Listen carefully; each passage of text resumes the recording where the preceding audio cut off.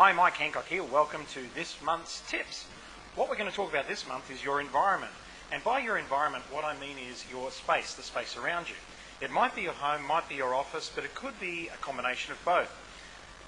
Our environment controls a lot of our moods and emotions. So at where you are now, as you're looking at this particular tip, look around you and have a look at the space. Is this the sort of space that you really, really want to be working in? Or even doing your emails and doing this sort of stuff? What's actually there? Different personality profiles work best in certain environments. For instance, my environment that I work best in is what I call an austere environment where there's not actually a lot of clutter. Whereas some people love to have an environment that makes them feel really busy and very cluttered.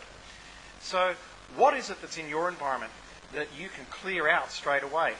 Most people have too much junk hanging around.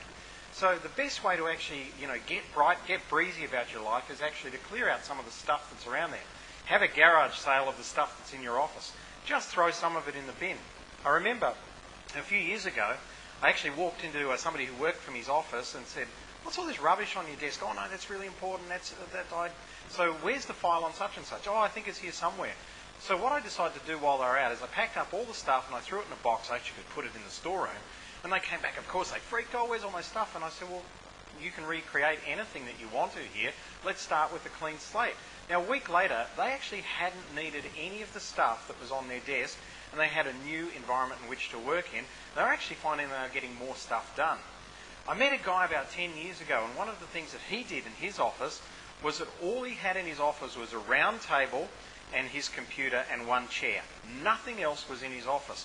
Then what he'd do is he'd go out to his receptionist's office, he'd pick up a particular file that he was working on, he'd bring it back in, put it on his desk. By the way, there was a phone there. Put it on his desk, on the round table. He'd work on that file, do what he needed to do on the computer, pick up that file, talk to the client on the phone, then take the file back and bring another one in. And he found that was a very, very efficient way of actually managing his environment. Do you allow sound into your environment? Some people love to work with music, other people don't, for instance. But environmental noise is very important to the way that you actually process and the way that you're actually able to do things. I'm a musician, but I don't actually allow music to happen in my work environment.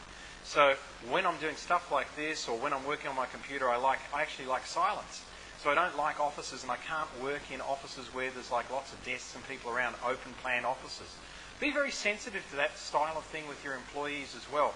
If you find that somebody's not actually producing what they should, maybe it's because they're not in the right environment at work.